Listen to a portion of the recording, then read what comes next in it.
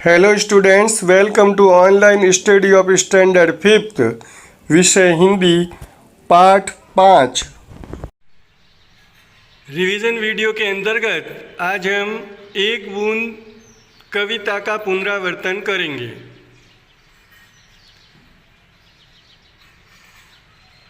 प्रस्तुत पाठ हमारी पाठ्य पुस्तक सृष्टि हिंदी पाठमाला में संकलित है, मतलब वहाँ से लिया गया है। इसके कवि अयोध्या सिंह उपाध्याय हरि ओघ है। यह एक अत्यंत प्रेरक कविता है जो हमें क्या देती है? प्रेरणा देती है, जो हमें जीवन में कुछ नया करने और आगे बढ़ने को प्रोत्साहित करती है। यह हमें जीवन में कुछ करने के बारे में और आगे बढ़ने के लिए प्रोत्साहित करती है, अर्थात प्रोत्साहन देती है।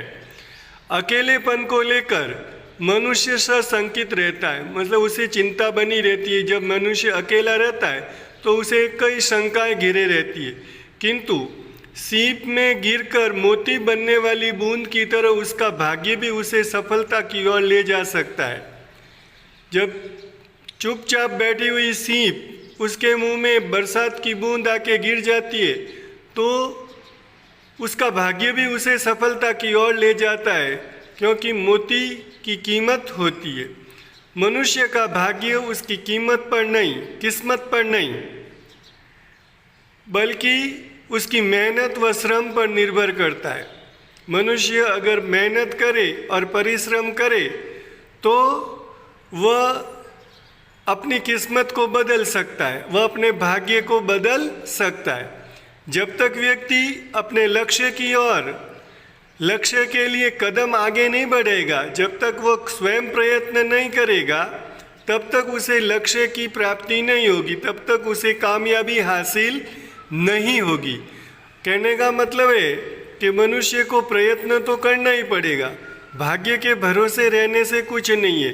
भाग्य उसी का साथ देते हैं जो मेहनत करते हैं, परिश्रम करते हैं। तो यह पाठ हमें यह शिक्षा देता है। इस कविता के माध्यम से मनुष्य को मेहनत और श्रम के बारे में बताया गया कि मनुष्य को भाग्य के भरोसे नहीं रहकर श्रम और मेहनत करनी चाहिए। आगे की स्लाइड में इस पाठ से संबंधित प्रश्नों के उत्तर आप लोग देखेंगे, सुनेंगे, पढ़ेंगे और याद करेंगे। अभ्यास 1। हवा के वेग में बहती बूंद मन में क्या सोच रही थी? उत्तर। हवा के वेग में बहती बूंद मन में यह सोच रही थी कि मैं घर छोड़कर क्यों निकली। 2। बादलों से निकलते हुए बूंद क्यों झिझक रही थी? उत्तर।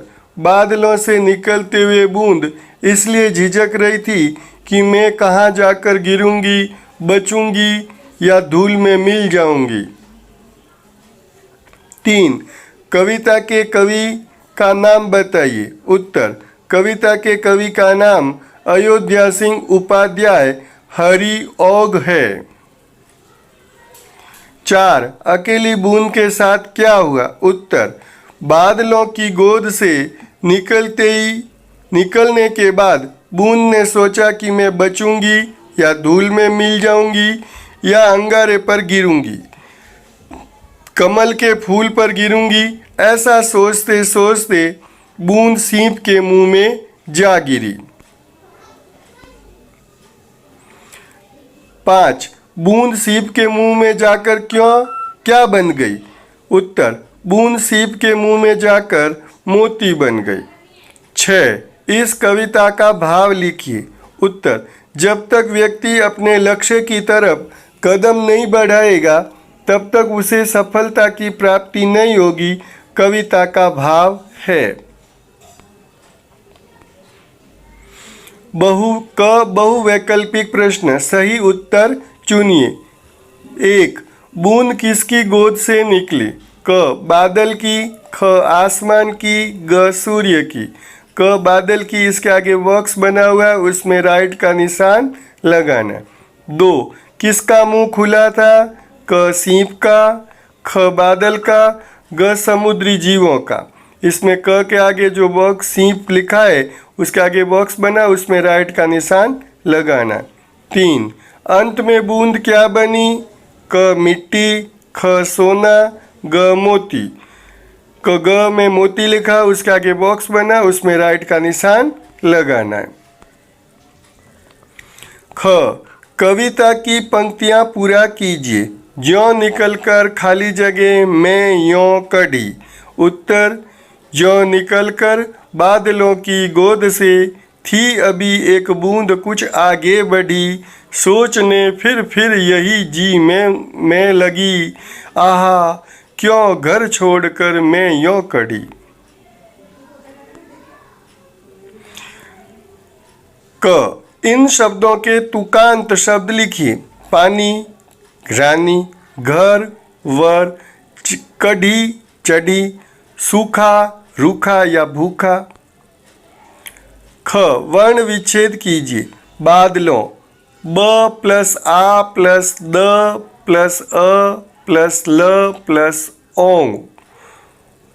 तो ब कैसा है? हलंत है। व्यंजन है, आ स्वर है, द व्यंजन है, अ स्वर है, ल व्यंजन है और ओ क्या है? स्वर है। चौथी च प्लस औ प्लस थ प्लस ई। जो व्यंजन है वो आधे हुए, कटे हुए, मतलब च जैसे आधा है ना, ये व्यंजन है। सागर, सागर में स आधा प्लस आ प्लस ग प्लस अ प्लस र प्लस अ। सूखा स प्लस बड़ा उ प्लस ख प्लस आ। ग पाठ में आए अनुनासिक शब्दों को खोजकर लिखिए। अब पाठ पूरा पढ़ोगे ना तो आपको ये शब्द मिलेंगे, उनको खोज करके यहाँ पे लिखना है। जैसे बूंद, मुँह, जलूंगी, बचूंगी, गिरूंगी, मिलूंगी।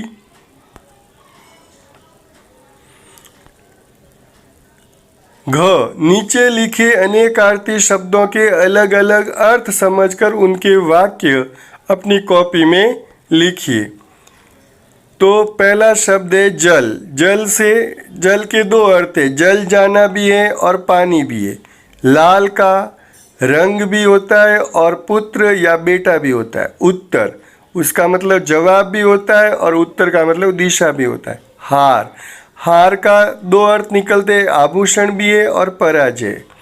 कर हाथ भी होता है और टैक्स भी होता है। मत मतलब नहीं, दूसरा अर्थ है विचार। अब जल, इसके अंदर दो अर्थ निकलते, इसके दो वाक्य बनेंगे। लकड़ी जल गई, नदी में पानी था। हार जिसमें दो अर्थ निकले थे, आभूषण और पराजय, इसके दो वाक्य बनाने। मीरा ने आभूषण पहने, दूसरा दुर्योधन की पराजय हुई। अब लाल में दो अर्थ निकल रहे थे, रंग और पुत्र या बेटा। अब नंबर 1 टमाटर लाल रंग के हैं। 2 कृष्ण यशोदा का पुत्र या बेटा है। कर हाथ या टैक्स दो अर्थ निकलते थे, इसके दो वाक्य बनाने। 1 राम ने हाथ से पत्र लिखा। 2 सरकार ने आय पर टैक्स लगाया। उत्तर, उत्तर के दो अर्थ है जवाब या दिशा। तो इसमें 1 का वाक्य बनाना है, उसने प्रश्नों का जवाब दिया। 2 वह उत्तर दिशा में गया। अब मत, इसके दो अर्थ निकलते हैं नहीं और विचार। इसके वाक्य बनाने। 1 उसे नहीं जाना था। 2 यह मेरा विचार है।